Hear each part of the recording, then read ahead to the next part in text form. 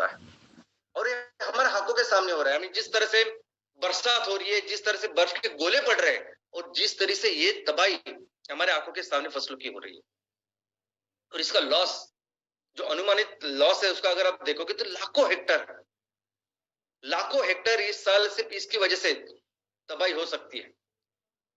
In fact जिस Israel को हम फॉलो करते हैं कि इजराइल कृषि में उसने बहुत ज्यादा टेक्निकल एडवांसेस किए हैं, बहुत इनोवेशंस किए हैं, उस पूरे इजराइल देश की जो खेती है वो 4,33,000 हेक्टर है। और यहाँ आप देख सकते हैं कि हमारे सिर्फ बारिश की वजह से, या ऐसी बेवक्त की बारिश की वजह से ऑलमोस्ट 50 लाख हेक्टर भारत के नुकसान हो रहे हैं। तो आप सोच सकते हैं कितने बड़े लेवल पे ये लॉसेस है। इनफैक्ट 4 महीने पहले ही एक प्रेस कॉन्फ्रेंस हुई थी, प्रेस रिलीज हुआ जिसमें भारत सरकार ने अपने सूचना कार्यालय से पूरे दुनिया को बताया, सबको बताया कि आज भी 2/3 जो जनता है भारत की वो सिर्फ और सिर्फ एग्रीकल्चर के ऊपर डिपेंडेंट है।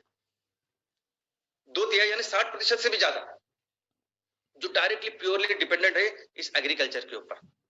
और 19% जो जीडीपी संपत्ति का निर्माण हो रहा है वो एग्रीकल्चर से हो रहा है। लेकिन दोस्तों ये एग्रीकल्चर भारत की वैसे भी आर्थिक बैकबोन है, बहुत इंपॉर्टेंट चीज है, क्योंकि कोरोना में जब बाकी के कोई भी क्षेत्र काम नहीं कर रहा था तब ये हमारा कृषि क्षेत्र था, ये हमारी खेती थी कि जिसने हमारे भारत की इकोनॉमी को ऊपर रखा। ये दो साल में हमने देखा कि कोई भी क्षेत्र ने इतना कंट्रीब्यूट नहीं किया, इनफैक्ट निगेटिव में सब क्षेत्र थे। लेकिन ये भारत अर्थव्यवस्था की एग्रीकल्चर, ये कृषि है कि जो भारत को हमेशा हर चीज में मजबूत रखती है। और सोचिए अगर इसी कृषि के ऊपर, एग्रीकल्चर के ऊपर अगर इतना बड़ा संकट है, अगर इतना बड़ा नुकसान इसका हो रहा है इस ग्लोबल वार्मिंग की वजह से, तो उसके ऊपर डिपेंडेंट ये 2/3 लोग हैं, उनके ऊपर परिणाम हो रहा है। दोस्तों ये सिर्फ आर्थिक चीज नहीं है, आर्थिक जो तो नुकसान हो रहा है तो वही हो रहा है, लेकिन सामाजिक नुकसान भी देखिए। ये सभी लोग, ये 2/3 लोग जिनकी पूरे रहन सहन का, उनकी जीवन शैली, कई सारी चीजें आज इस कृषि से, खेती से जो इनकम मिलता है आज उसके ऊपर डिपेंडेंट है।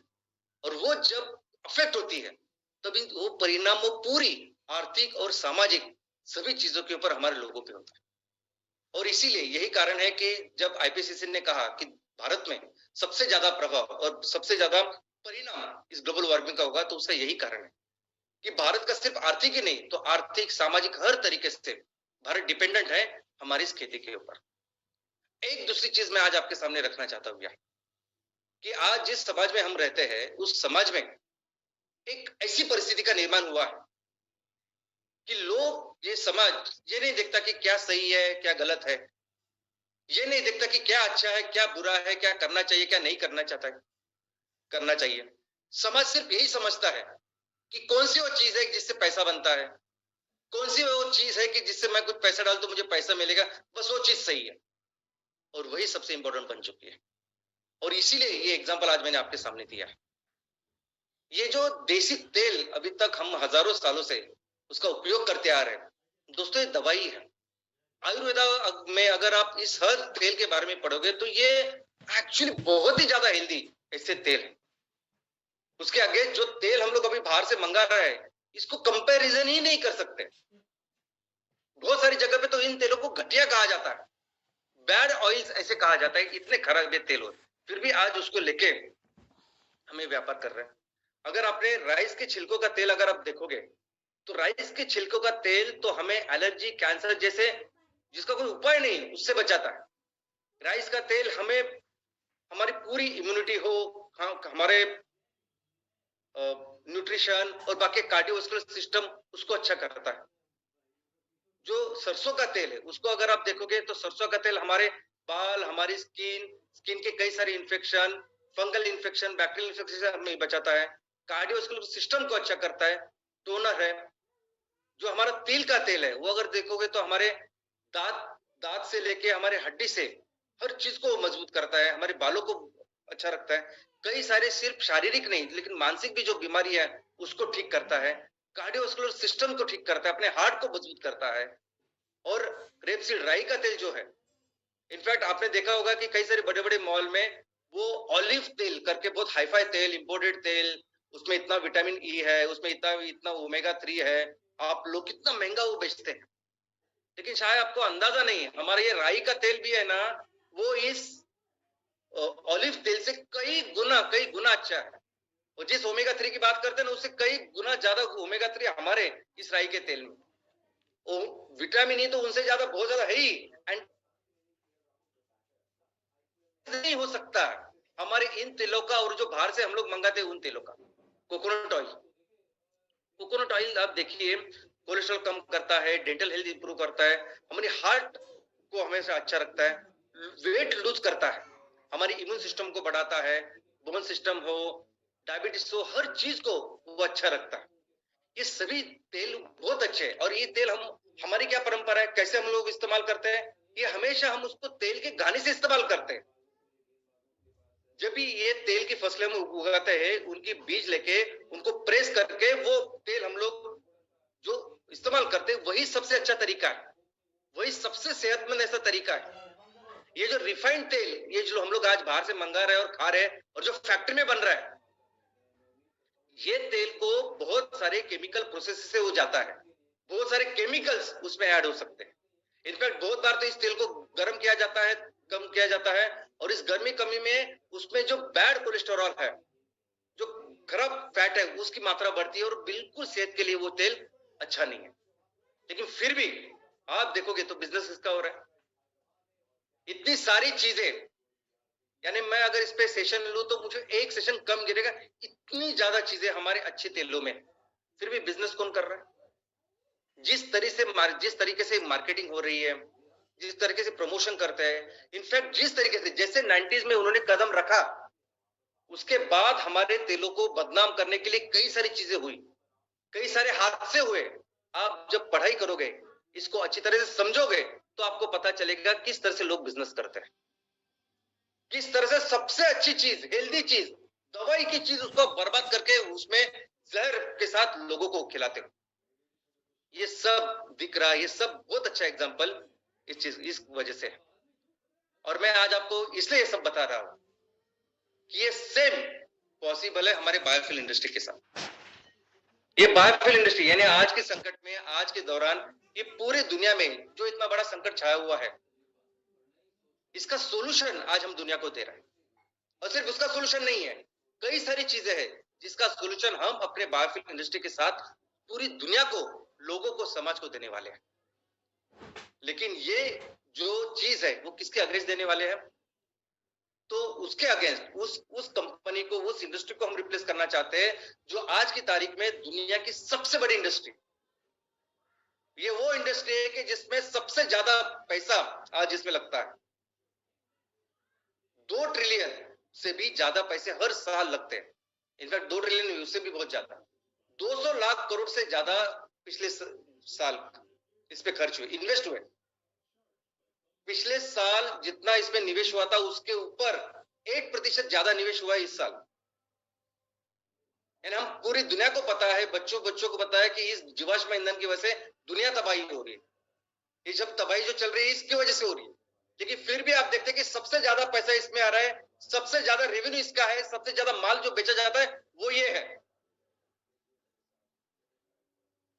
तो अगर हमें, और ये इतना इन्फ्लुएंशियल है, इतना पावरफुल है, तो अगर हमें इस पूरे जो सेक्टर है, अगर इसको रिप्लेस करना है, तो हमें एक चीज के ऊपर फोकस करना पड़ेगा, और वो फोकस है बिजनेस।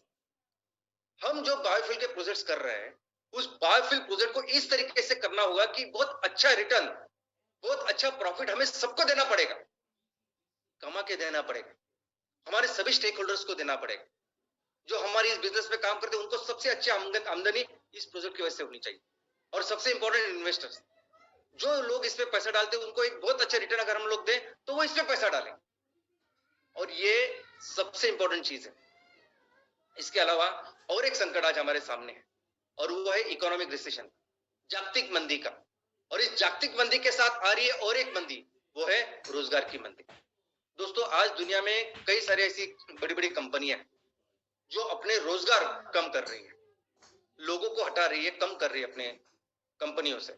मेटा करके कंपनी है जो पेरेंट कंपनी है, ये व्हाट्सएप, फेसबुक, इंस्टा, इन सबकी, उन्होंने 11,000 लोगों को काम से निकाल दिया है। और कुछ दिन पहले उन्होंने फिर से कंफर्म किया कि हम और 10,000 लोगों को यहाँ से निकालेंगे, हमारी जॉब से निकालेंगे। उसके अलावा गूगल ने ऑलरेडी 12,000 लोगों को अपनी जॉब से निकाल दिया है, और उन्होंने ये भी संकेत दिया है कि और लोगों को वो इसमें कम करेगा। इसके अलावा टेस्ला और कई सारी दुनिया की ऐसी कंपनियां हैं जो बहुत सारे लोगों को अभी कम करने के पीछे है, बहुत सारे लोगों को निकालने वाली। अभी मैं इन कंपनियों का एग्जांपल आपको क्यों दे रहा हूं, क्योंकि ये वो कंपनियां हैं जो मैंने आपके सामने रखी है, जो दुनिया की सबसे ज्यादा प्रॉफिटेबल कंपनीज है, जो सबसे ज्यादा इनकम लेती है, सबसे ज्यादा रेवेन्यू निर्माण करती है। वो कंपनियां अगर अपने कंपनियों से लोगों को निकाल रही है, तो आप सोच सकते हैं क्या सिचुएशन है। तो इसका मतलब यह है कि कई सारी कंपनियां हैं जो हमारे देश में बाहर अभी ये इसको फॉलो कर सकती है। और अगर हमारे देश की बात करें तो हमारे देश में ऑलरेडी अनएम्प्लॉयमेंट को लेके एक बहुत बड़ा इशू है, बेरोजगारी का एक बहुत सेंसिटिव, संवेदनशील ऐसा इशू है। और उस टाइम जब ऐसी मार ग्लोबल वार्मिंग की वजह से जो खेती के ऊपर जो परिणाम हो रहा है, उसके ऊपर से तो ये जो प्रॉब्लम है, ये इशू बहुत ज्यादा बढ़ने वाला है। और ऐसे सभी सिचुएशन में जब हम सभी प्रॉब्लम को लेके कोई सॉल्यूशन लेके आ रहे हैं, तो दोस्तों सबसे पहले तो हम जो काम कर रहे हैं वो कितना महत्वपूर्ण काम है, इसको आप समझिए। ये जो भी काम आप गांव-गांव में कर रहे हैं, तहसील लेवल पे कर रहे हैं, दिन रात कर रहे हैं, और मैं देखता हूं, मैं बहुत ही ज्यादा खुशनसीब हूं कि मेरे हमारे फैमिली में आप जैसे लोग हैं। लेकिन इस कंपनी को, इस हर काम को लेके मैं आपको समझाना चाहता हूं कि ये काम सबसे महत्वपूर्ण काम आज हम कर रहे हैं। ये सॉल्यूशन जब हम दुनिया को दे रहे हैं, ये सबसे महत्वपूर्ण ऐसा सॉल्यूशन है, क्योंकि ये जो एमसीएल का प्रोजेक्ट है, अलग अलग प्रोजेक्ट जो हम लोग कर रहे हैं, ये कई सारे प्रॉब्लम के सॉल्यूशन है। ये सिर्फ ग्लोबल वार्मिंग को नहीं कम, ये सिर्फ हमारे देश की इकोनॉमी को नहीं, तो कई सारे सामाजिक, आर्थिक, कई सारे सवालों का ये हल है।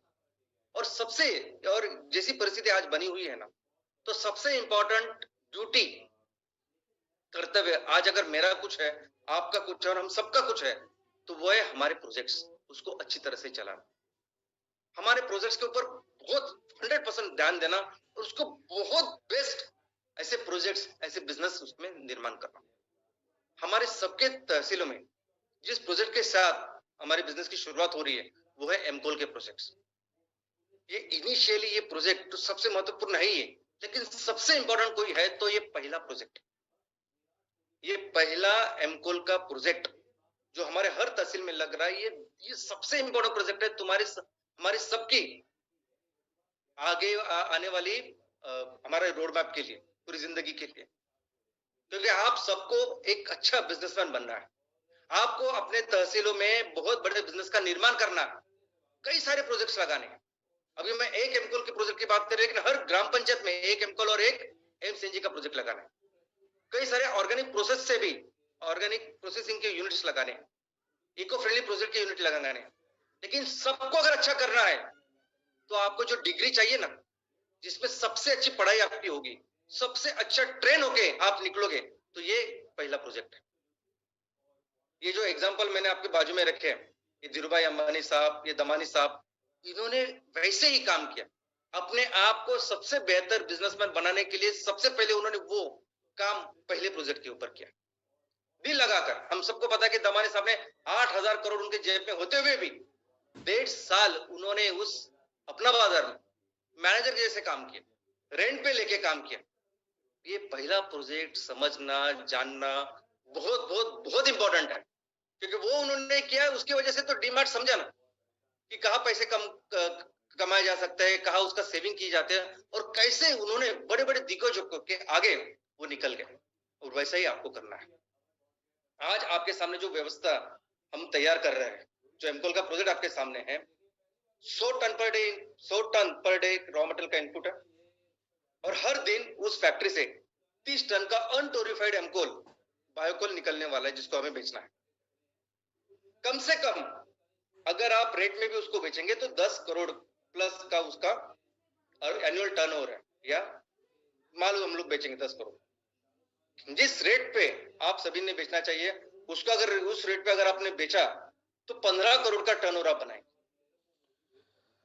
लेकिन जिस रेट से देखिए ये जो एमकोल हम लोग बना रहे हैं, ये अभी किसको रिप्लेस करेंगे हम? तो हम रिप्लेस करेंगे एलपीजी को, जो 110 रुपए किलो चल रहा है, घरेलू एलपीजी जो 75 रुपए चल रहा है, जो डीजल जो 80 रुपए हो रहा है, एफओ जो 40-45 रुपीज है। अभी इन सभी चीजों को जब आप रिप्लेस कर रहे हो हमारी एमकोल के साथ, तो बहुत एक अच्छे रेट से आप उसको रिप्लेस कर सकते हो और एक अच्छा रेवेन्यू का निर्माण आप अपने इस कंपनी में कर सकते हो। और मुझे तो आज आपको ये कहना कि करिए, पूरा फोकस इसमें डालिए कि मैं करूंगा तो बस मुझे 15 करोड़ का ही रेवेन्यू तैयार करना है। क्योंकि इस एक प्रोजेक्ट की बात नहीं है, इसके ऊपर सीखिए, आप समझिए कैसे किए जाते हैं, क्या चीजें होती है, कैसे खर्चा कम किया जाता है, कैसे प्रॉफिट को बढ़ाया जाता है और अपने लिए अच्छा प्रॉफिट कीजिए। आप जैसे एक प्रोजेक्ट के ऊपर अगर अच्छा प्रॉफिट करोगे तो यही चीज आप सीख के बाकी की जगह पे आप इंप्लीमेंट करोगे। और दोस्तों इस एक प्रोजेक्ट की वजह से कितने एम्प्लॉयमेंट जनरेट करेंगे हम? तो कम से कम 100 किसानों के परिवार को हमेशा के लिए एक अच्छा इनकम चालू हो जाएगा। 39 to 45 इतने सारे लोग तो हमारे फैक्ट्री में डायरेक्ट उनको जॉब मिलने वाली है, जिनको हम देने वाले हैं। 10 से 15 लोग हैं जो लगेंगे वो cutting, transportation, logistic of raw material उसके लिए। 8 से 10 लोग हमें लगेंगे मार्केटिंग के लिए, जो अपने प्रोडक्ट्स की मार्केटिंग करेंगे।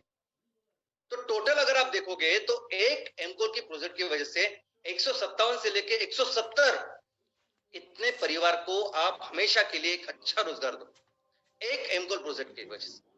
और सोचिए हर ग्राम पंचायत में एक एमकोल प्रोजेक्ट लगने वाला है।